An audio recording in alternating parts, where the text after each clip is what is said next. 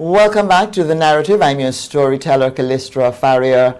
Well, there have been several pro-Palestine as well as pro-Israel protests across the globe as the war between Israel and the Hamas militants escalates. But the Palestinian militant group, this all escalated on October 7 when the Hamas attacked Israel, and Israel hitting back 100 times fold, some say, and they have basically put the innocents in the Gaza at serious risk, and thousands being killed. They have been facing a crisis for electricity, fuel, food, goods, water, transportation, getting in and out. They are basically locked into what's being described by human rights organizations as the largest open-air prison in the world. And the Caribbean, there's a Caribbean group that is asking for that is supporting Palestine. They've also asked the Barbados government at one point to recognize Israel. So Palestine, to recognize the sovereignty of Palestine. Joining me on the narrative now is Lalu Hanneman. He is a Caribbean Against Apartheid in Palestine secretary, and he's also an attorney at law in Barbados, and he has made some comments on this matter. He joins me now on the narrative to speak about the situation. Welcome to the narrative, Mr. Hanneman. Hi, good morning, greetings. And it is good to have you on the program. Now, your organization, you are one of the organizations in the region that's been trying to shed light on what's happening in Gaza, the plight of the Palestinian people, and supporting the cause. You've also organized protest action as well. In the Caribbean, are we recognizing sufficiently, are the people of the Caribbean recognizing sufficiently the scope and the breadth of what is happening, the dehumanizing conditions that the Palestinian people are being forced into at this time? Well, I would say unfortunately not. We as a people who have been in the vanguard in the fight against apartheid in South Africa, with our boycotts and our campaigns, we have neglected, in effect, what is happening in Palestine, which is also an apartheid situation. The Right Honorable Archbishop Desmond Tutu and the late, as well, President Mandela of South Africa, they're both on record as saying that what is happening in Palestine is even worse than the apartheid system in South Africa. And these are people who've lived through the apartheid system in South Africa. So if they say so, it has to be so. But yet we've maintained very close ties with Israel, and a number of Caribbean countries have not even recognized the right of Palestine to have a state of their own. And unfortunately, Barbados is one, so is Jamaica, Trinidad and Tobago, and the Bahamas. So we as a group have been campaigning for recognition of the state of Palestine within the Caribbean. And in fact, Jamaica, they abstained from the United Nations vote for a call for a ceasefire from Israel's bombardment. All of the other Caribbean countries voted yes on it for a ceasefire. Jamaica, and they lead the CARICOM on foreign relations, but they stayed out of it. What does that say? Well, it says that wholeness, unfortunately, is a Washington stooge. I'm sorry to use that language, but in reality, that is the case. He's had very close ties with the Zionist regime. He's actually been to Israel as well on a state visit. And as I intimated at the beginning, it's globally recognized. Even President Carter is on record as saying that Israel is an apartheid state. And if he says so, as being the former president of America, and as I said, I mentioned Mandela and Tutu, if they're all saying this, it's disgraceful that wholeness is having such close ties with Israel. But as I said, it's not just Jamaica. Barbados, unfortunately, has close ties. In fact, just recently, the Honorable Mia Mottley was praising Israel as being such a brave little state, while they're currently now committing genocide against the Palestinian people. And your organization, you have called what is happening in the Gaza Strip a collective punishment by the Israelis. The people are being denied just the basic human decency and basic supplies and provisions. They are being denied that as well. So when people call it an open-air prison, does it bother you that they don't say concentration camp, which might be more fitting for what's happening to the people of Palestine? I fully agree with what you're saying. In fact, my personal analogy is with what happened in Poland in 1943, the Warsaw Ghetto, where the Nazis herded Jews into the center of Warsaw, into a ghetto type scenario. And then, out of desperation, the brave Jews there, they fought back against the Nazis. And this is exactly what is happening in Gaza. Gaza 2023 is the Warsaw Ghetto of 1943. It's exact same parallels. And it's unfortunate that the media have been not giving due prominence to what is happening in Gaza. On the BBC News today, the World Service News, they have a news headline about 9 family members killed by, allegedly killed, should I say, by Russian troops in the Ukraine. 9 family members, whereas currently in Gaza, 8,000 and above civilians have been murdered by the Zionists, and they're not getting that level of prominence. And out of the 8,000, over 3,000 of that figure are children being murdered. And Israel had asked that people go to the south of the Gaza Strip to for sanctuary to get away from the north. But 40% of those deaths have occurred in the south of Gaza, the exact same place where the Israelis told the population to move to for safety. So they're committing murder. They're breaching the Geneva Accords, the Geneva Protocols, conventions on the rules of law. The law of war. They're blatantly doing it, and they've breached so many United Nations resolutions. They've breached the International Court of Justice on Barrier Wall, and they get away with it with complete impunity because they have America's support. America also operates with complete impunity and exceptionalism. It seems as though as long as you have a strong army, a nuclear deterrent, you can do whatever you want in the world. The late Gaddafi had said that the real terrorists in the world are the people with the nuclear weapons. And I'm not enamored overly with Gaddafi, but what he said there was particularly on point. Now, the West says, particularly the United States, maintains a position that, and Israel does as well, that they have the right to defend themselves.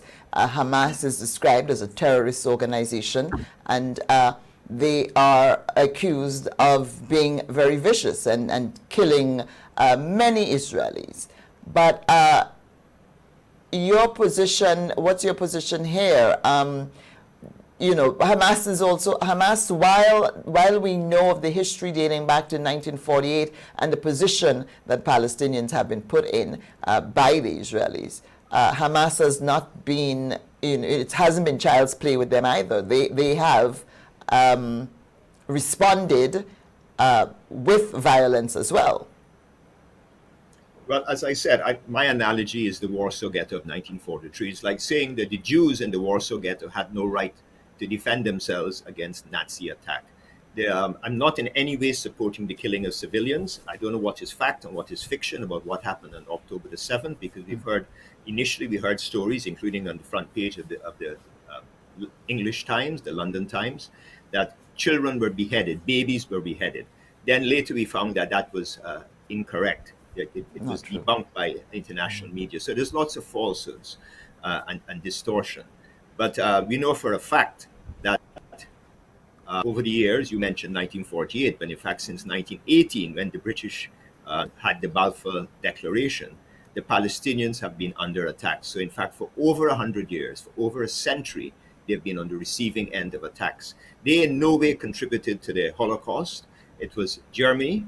They in no way were responsible for the Jews being chased out of Israel in just after the start of the first millennium. That was the Romans. Those were the Italians. I'm not saying that the Jews shouldn't have a homeland of their own, but if they are to have a homeland, why in Palestine? Because the Palestinians have been living there for at least 2,000 years, and they in no way contributed to any hostilities against Jews. They were living in absolute harmony. The Ottoman Empire, when the Jews were being chased out of Spain, they sent boats to rescue the Jews and brought them into the Ottoman Empire. Lots of Jews went and sought sanctuary in Morocco in those days. They lived in absolute harmony with the Muslims. There was no issue whatsoever. In fact, the civil rights, according to Jews in the Ottoman Empire, in those days exceeded the civil rights extended to Jews in Europe generally. So, in fact, it's not a religious issue as the Jews, the Zionists, should I say, currently depicted, but it's a human rights issue. And in fact, Hamas, it's been shown, you mentioned Hamas. Hamas was actually the creation of the State of Israel as a divide and rule tactic against Fatah and the Palestinian Liberation Organization. There's documentary evidence of them actually supporting financially Hamas. And in fact, the same Netanyahu approached Qatar to ask Qatar to provide funds to Hamas in a few years ago. So they needed Hamas. There's a symbiotic relationship between Hamas and the Zionists. They need Hamas to divide and rule tactic and as an excuse not to implement the Oslo Accords, because they can say that there's nobody to negotiate with because we have Hamas in Gaza and we have the Fatah group in the West Bank. Therefore, we have no negotiating partner, and that they shouldn't negotiate with terrorists. On the distinction or the designation of the word terrorist, we have to remember that Nelson Mandela, even something up to 8 years after he was released from prison, he was still designated as a terrorist by the Americans. Mahatma Gandhi was designated as a terrorist by the British. So the designation of being a terrorist in no way necessarily accords with the reality on the ground. And though the people that you speak of, Gandhi and Mandela, are generally considered to be freedom fighters by those who respect the equality of man. Correct. Yes, this it's as I say, one person's terrorist is another person's freedom fighter. That's the slogan. Now, did Barbados, you wrote to Barbados asking for the recognition of Palestine as a sovereign state. Where did that go from the time you wrote the letter? Any response from Barbados? I mean, apart from the Prime Minister praising and admiring Israel as a strong little state, brave little state. We've had no formal response. We wrote from recollection on the 29th of August this year. This is well before the current scenario. And we hand delivered a letter to the Prime Minister's office. We've had no response whatsoever. But we've been campaigning for years since the previous administration was there, the DLP. But Barbados has this mantra that they're friends of all and satellites of none. But they're certainly so far not friends of Palestine. And they would appear to be a satellite of a certain entity up north, despite their protestations to the contrary, because it would appear as though they're being intimidated not to recognize Palestine so far. And what next is your organization going to be doing in terms of mobilizing both in the Caribbean and globally in support of and rallying around Palestine? Well, we've had, just recently last Saturday, we had a rally outside the American Embassy here, and we were only allowed 50 people by the police, but thankfully on the day they waived that figure, and we had about 200. It was a totally peaceful rally. And we're planning to hold more rallies and obviously trying to educate the public, because a lot of people have a distorted view of history when it comes to Israel. They look at Israel through a biblical lens, and they have to know that the Israel that currently exists is not a biblical Israel. It's a fascist state. It's a Nazi state, in effect. It has nothing to do with the biblical image of what Israel might have been 2,000 years ago. And I was listening to a program and on the radio, and a pastor came on and he gave this whole biblical justification in defense of Israel, and this is what, and this was on a radio station in Grenada, and a lot of what regular people are consuming about this matter is based on that. You have pastors who look like me out there supporting Israel from a biblical standpoint. How do you get past that? How do you get the message out there that this is not, there's no biblical justification for what now amounts to apartheid and genocide of a people? Well, we well know that in apartheid South Africa, the supporters of apartheid used the Bible as well. They used the Book of Ham, I think it is, to justify apartheid. That black people are being punished by God. The Ku Klux Klan in America used the very same argument. Slavery was justified on the same basis, and it's regrettable that people rely on the Bible or any religious book to justify their actions. This is a human rights issue, in much the same way as apartheid was a human rights issue. This is a human rights issue. It's not a religious issue. It's nothing to do with being anti-Semitic. Loads of Jews globally support the struggle and solidarity with the Palestinian people. So it has nothing to do with religion. This is a blatant human rights violation and a breach of international law. As I said, Hamas was the creation of Israel. It's well documented, as I said, we no way support attacks on civilians, but people have a right to defend themselves. People say Israel, the mantra in the West is Israel has a right to defend itself. In fact, an MP in Ontario in Canada, she said that, and she's now been kicked out of her party because she said that the Palestinians have a right to defend themselves. The official position in the West is that only Israel has a right to defend itself. And people who take a stand, there was a president of a bar association, a students association at New York University. She made that statement that the Palestinians have a right to defend themselves, and she was removed from her position. And in fact, she had a job offer to work in a law firm. They rescinded the job offer because she made the statement that Palestinians have a right to defend themselves. Clearly, they have a right to defend themselves. They are colonized people. They're victims of imperialism and apartheid. They have every right. And as I said, this has been ongoing since 1918, since the Balfour Declaration, even well before 1948, when the Zionists declared themselves an independent state. And the Zionists, they say that they're being targeted because they're the only Jewish state in the world. Therefore, they're saying if you criticize Israel, they conflate that. If you criticize Israel, you're being anti-Semitic because they're the only Jewish state in the world. But what they fail to recognize is that the crucial difference between the state of Israel and any other state in the world is that Israel was the baby of the United Nations. It was created through a declaration in 1947, November 1947, by the United Nations General Assembly to allow for the partition of Palestine and the creation of the state of Israel. So they are an international issue. They're not a regional or local issue. You can say the Ukraine-Russian situation is a local, regional issue. You can say what's happening in Sudan is a regional issue, a local issue. You can say that the Chinese occupation of Tibet is a regional, local issue. But Israel is an international issue precisely because it was founded by the United Nations. All the states in the world at that time supported the resolution, including the then Yugoslavia, India, and a number of other countries. So it's a global issue. It's not a regional or local issue. It's an international issue.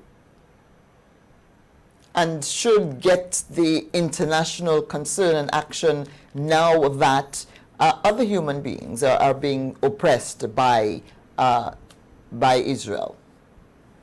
Well, the Falashas of Ethiopia, the Ethiopian Jews.